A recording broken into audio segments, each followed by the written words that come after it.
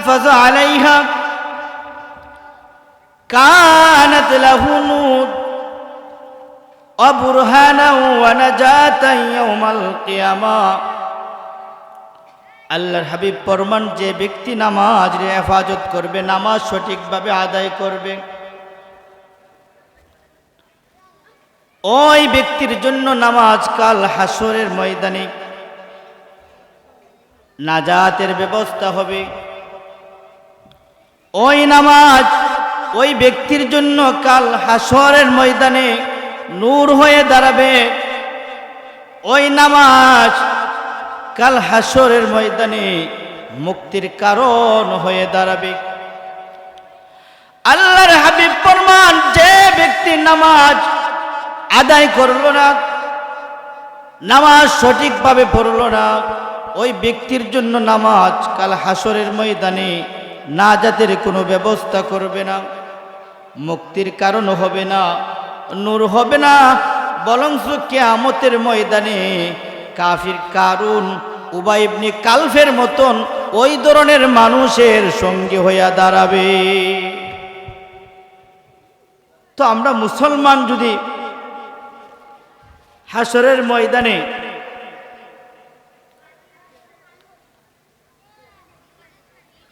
কাফির কারুন, উবাই বিন কালবের কাতারে ধারায়, এটা আমাদের জন্য ভালো হবে না মন্দ হবে?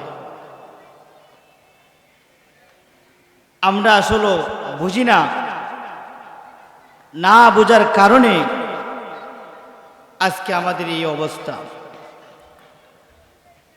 আল্লাহর হাবিব ফরমান, ইদা সাজাদা ইবনু আদম ই'তাযালা আশ-শাইতান ওয়া হুয়া ইয়াবকি ইয়াকুল, আদম সন্তান যখন সিজদা করে, নামাজ আদায়ের জন্য যখন সিজদা করে, ইবলিস শয়তান কাঁদে আর দৌড়ায়। ইবলিস শয়তান দৌড়ে আর কাঁদে, হয় ওয়া হুয়া ইয়াবকি ইয়াকুল, যে আদম সন্তানকে আল্লাহ আদেশ করেছে সেজদা করার, তারা সেজদা করেছে, সেজদা করার বিনিময় তারা জান্নাতি হয়ে, আর আমাকে বলেছিল আমি আদমকে সেজদা করতে, আমি সেজদা করি নাই, আল্লাহর হুকুম অমান্য করেছি, আল্লাহর হুকুম অমান্য করেছি, নাফরমানি করেছি, এই জন্য আজকে আমি অমান্য হওয়ার কারণে আমি জাহান্নামে হয়ে গেছি।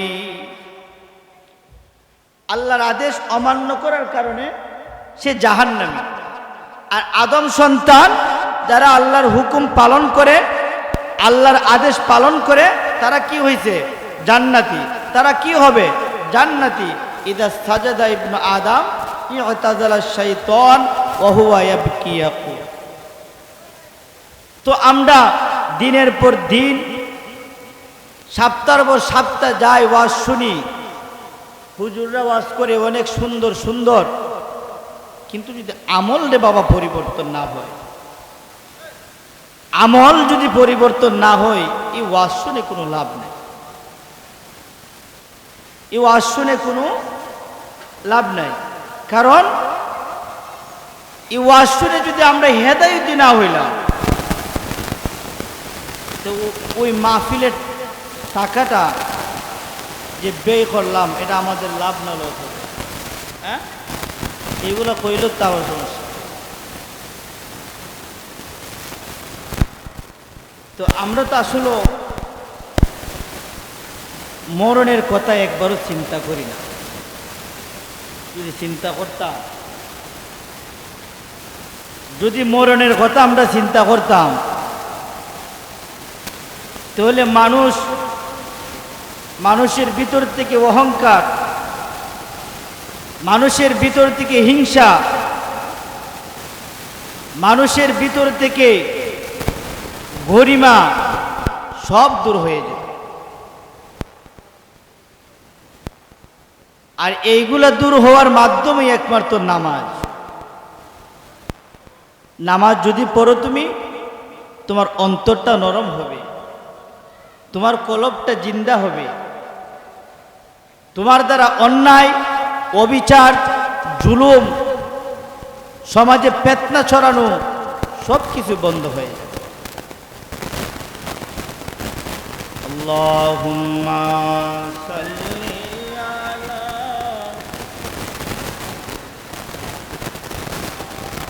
লানা মুহাম্মাদ ওয়া আলা আলি সাইয়্যিদিনা মাওলানা। নামাজ পড়লে 5টা পুরস্কার আছে দুনিয়া। এটা আসলে আমরা অনেকেই জানি না। হয়তো আমি কথার ভঙ্গিতে আলোচনা করতেছি, কারণ মানুষ নাই। নামাজ পড়লে আল্লাহর হাবিব ফরমান, যে ব্যক্তি নামাজ পড়বে, হেফাজত করবে, ওই ব্যক্তিরে আল্লাহ 5টা নিয়ামত দান করবে। যে 5টা নিয়ামত কোটি টাকা দিয়েও আপনি আমি কিনতে পারবো।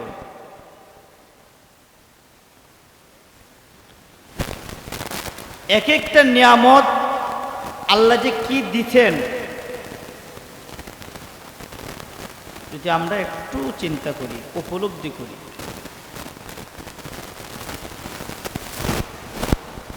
আল্লাহর হাবিব ফরমান, যে ব্যক্তি সঠিকভাবে নামাজ আদায় করবে, ওই ব্যক্তিরে নামাজের 5টি নিয়ামত দান করা হবে। নাজিরপুরের মুরব্বী বাবা, যুবক ভাইরা, পর্দানিশী মা বোনেরা শুনো, যে ব্যক্তি নামাজ সঠিকভাবে আদায় করবে, ওই ব্যক্তিরে কাল দুনিয়া থেকে কাল হাসরের ময়দান পর্যন্ত আল্লাহ কি কি দিবেন। 1 নম্বর নিয়ামত হইল ইয়ারফাউ আনহু দিকাল মাউতি।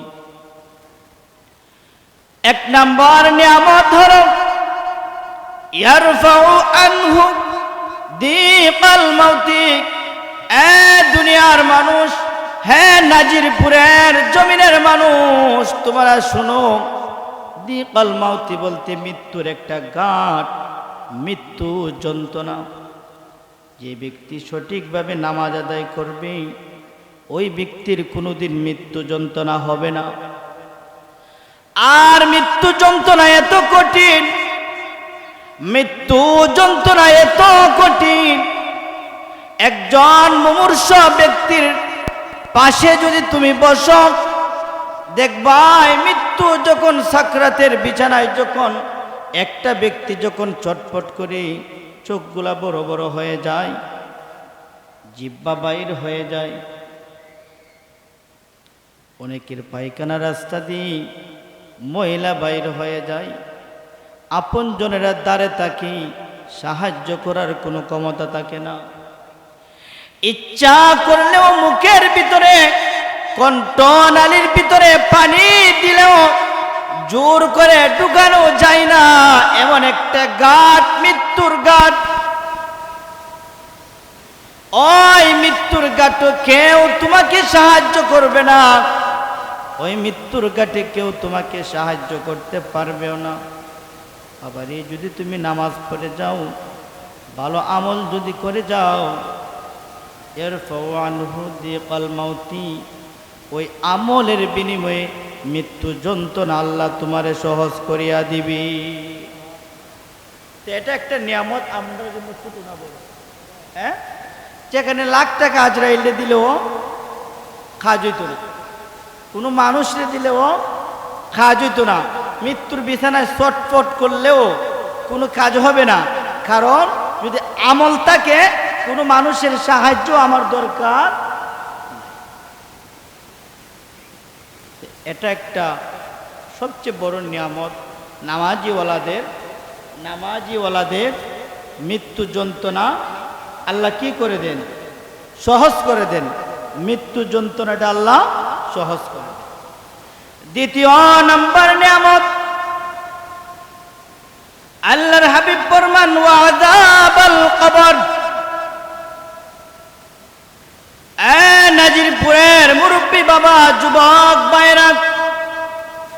আযাবাল কবর, কবর এমন একটা জায়গা, কবরের যন্ত্রণা এমন একটা জায়গা, যদি মানুষ কবরের আযাব দেখত, কবরের ভয়ঙ্কর দৃশ্য যদি মানুষ দেখত, পাগল হয়ে যেত।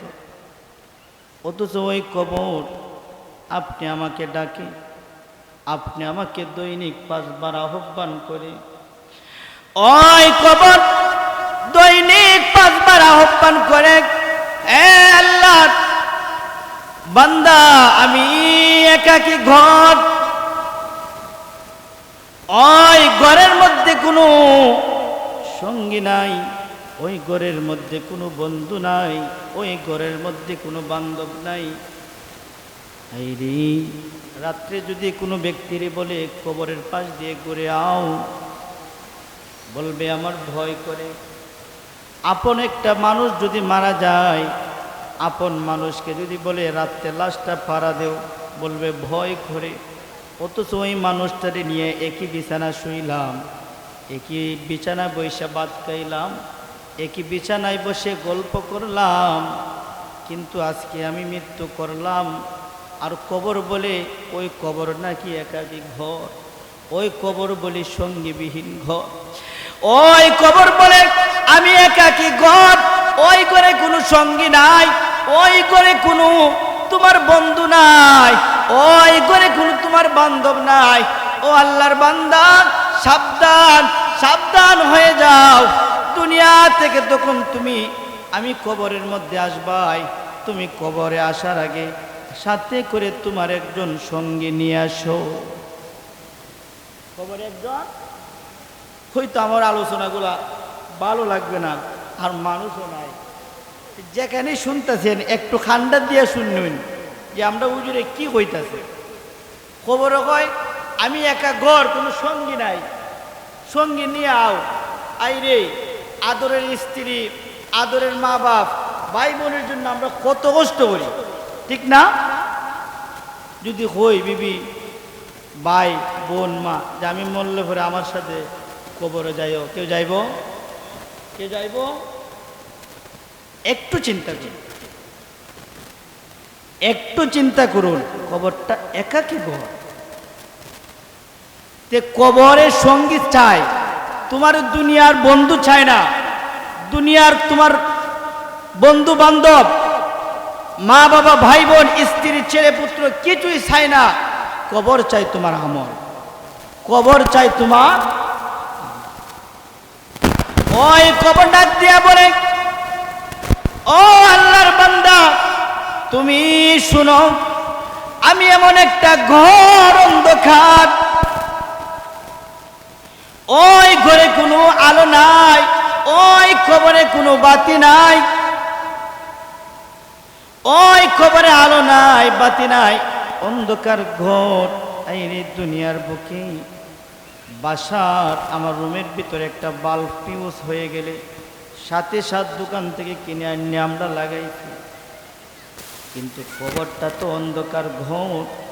ও নাজিরপুরের মুরব্বী বাবা, যুবক ভাইরা, পর্দা নিশি মা বোনরা, তোমরা শুনো রে, ওই কবরটা অন্ধকার ঘর, ওই কবরে কোনো আলো নাই, ওই কবরে বাতি নাই। ওই কবর বলে, ও আল্লাহর বান্দা, আমি কবর যখন তুমি আসবাই, দুনিয়া থেকে তুমি আলো নিয়ে এসো, বাতি নিয়ে এসো। দুনিয়ার কোন আলোর কথা বলছে, কোন বাতির কথা বলছে রে বাবা?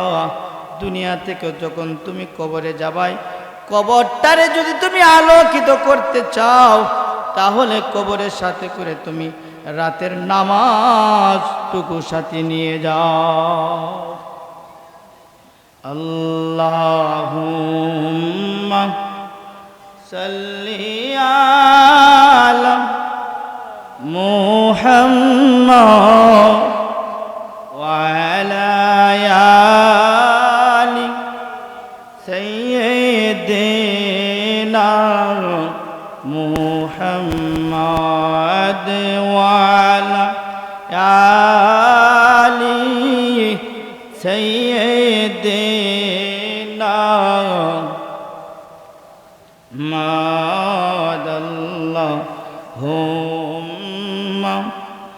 আলা মুহাম্মদ ওয়া আলা আলি সাইয়্যিদিনা এই সববে যাইতে হবে মন রে কবরে আইসো ববে যাইতে হবে মন রে কবরে হিসাব নিকাশ দিতে হবে হাসরে হিসাব নিকাশ দিতে হবে রে আল্লাহ হুম্মা সাল্লি আলা মুহাম্মদ ওয়া আলা আলি সাইয়্যিদিনা এই দুনিয়া মুসাফির খানা মন রে তুমি জানো না কত মানুষ আইলো গেল রইল না কত মানুষ আইলো গেল রইল না আল্লাহ হুম্মা সাল্লি আলা মুহাম্মদ ওয়া আলা আলি সাইয়্যিদিনা ও আমার নাজিরপুরের মুরব্বী বাবা যুবক ভাইরা পর্দানি সীমা বন্ডারে একবার চিন্তা করে দেখুন কারো মা নাই কারো বাবা নাই কাদামাটির ঘরে বিছানাবিহীন সঙ্গীবিহীন সাপ বিচ্ছুর ঘরে একা একা পড়ে আছে ওই খবরে আপনি আমি এই জমিনে যারা জীবিত রয়েছি তাদেরকেও একদিন যেতে হবে ওই মরণের কথা একবার চিন্তা করে দেখি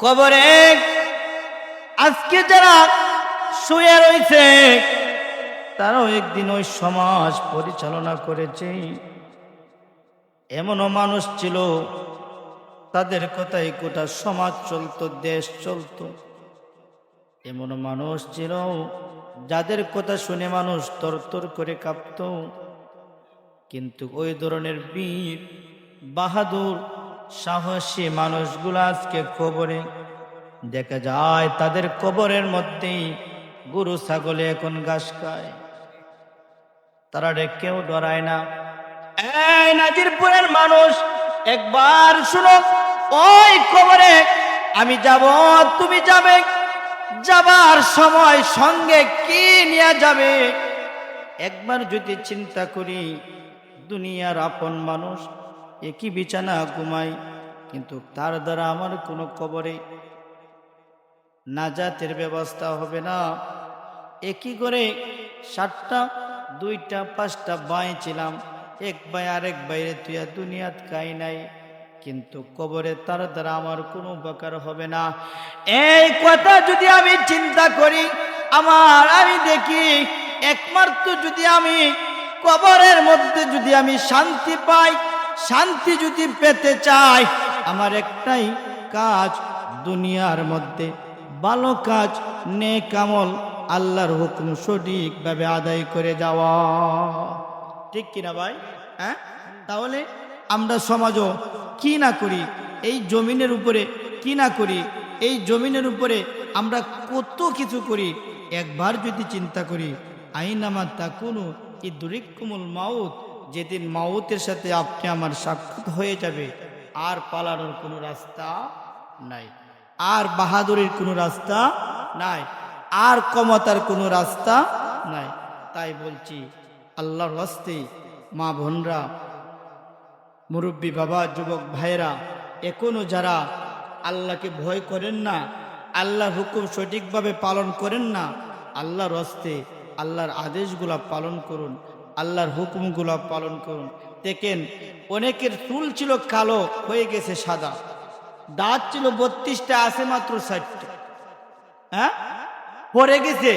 এমনও মানুষ দেখি বৃদ্ধ হয়ে গেছে, তারপরও নামাজ পড়ে না, তারপরেও নামাজ পড়ে না।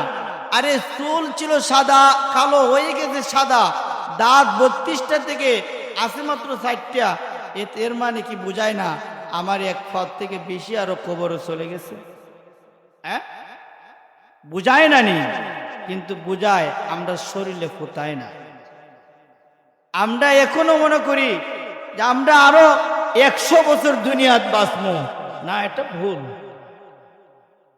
ওনা জিন্দিগি তো যাই রে পাখি দিয়ারে সোনার দো, জিন্দিগি তোর যাই পাখি দিয়া। ওই কথাটা যদি আমরা একবার চিন্তা করি, দেখেন এই দুনিয়াটা একটা মায়ার জায়গা, এই দুনিয়াটা একটা মায়ার জায়গা।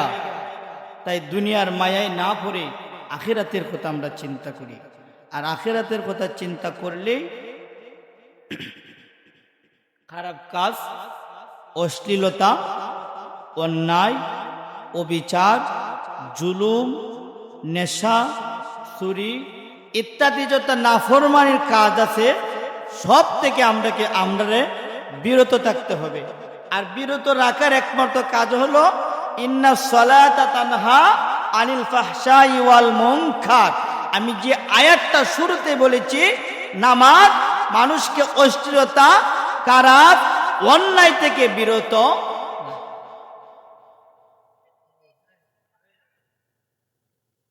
তা আমরা এগুলোর থেকে বাঁচতে হলে বোঝা গেল ওই নামাজ পড়লে আপনি আমি দুনিয়ার শান্তি, আখিরাতে একমাত্র মুক্তির আশায়। গুনাহ করছেন, শয়তান আমরার পিছনে লাগিয়েই থাকবে, শয়তান আমরার ওয়াসওয়াসা দেয় কিভাবে আমরা পথভ্রষ্ট করতে পারে। ঠিক কি হয়েছে, আমরা যখন দেখবো একটা ভুল করছি, সাথে সাথে আল্লাহর দরবারে তওবা হইলাম, দেরি করতাম না, সাথে সাথে আল্লাহর কাছে মাফ চাইমু, আল্লাহ আমি ভুল করেছি। আল্লাহ এমন এক রহমান, এমন এক রহিম, যদি মায়া হয়ে যায়, দয়া লেগে যায়, তাহলে তোমার তওবা কবুল করে তোমার জীবনের গুনাহগুলি আল্লাহ মাফ করিয়া দেবে। এটার জন্য মনটাকে নরম করতে হবে, অন্তরটাকে নরম করতে হবে।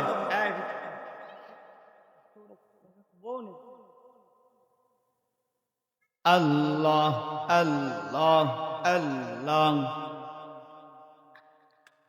আল্লাহ, তোমার লীলা খেলা কেউ বুঝে না, মৌলা তোমার লীলা খেলা কেউ বুঝিতে পারে না।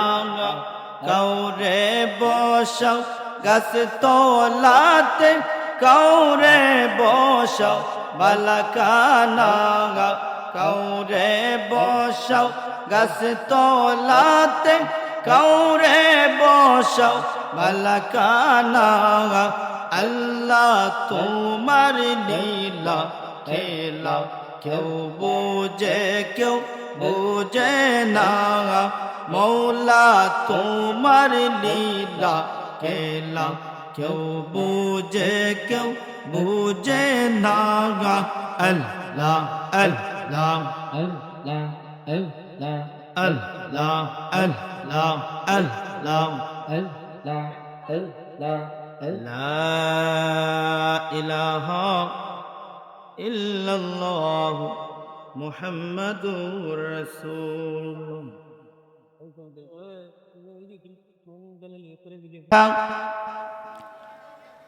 কানাত লাহু নূর।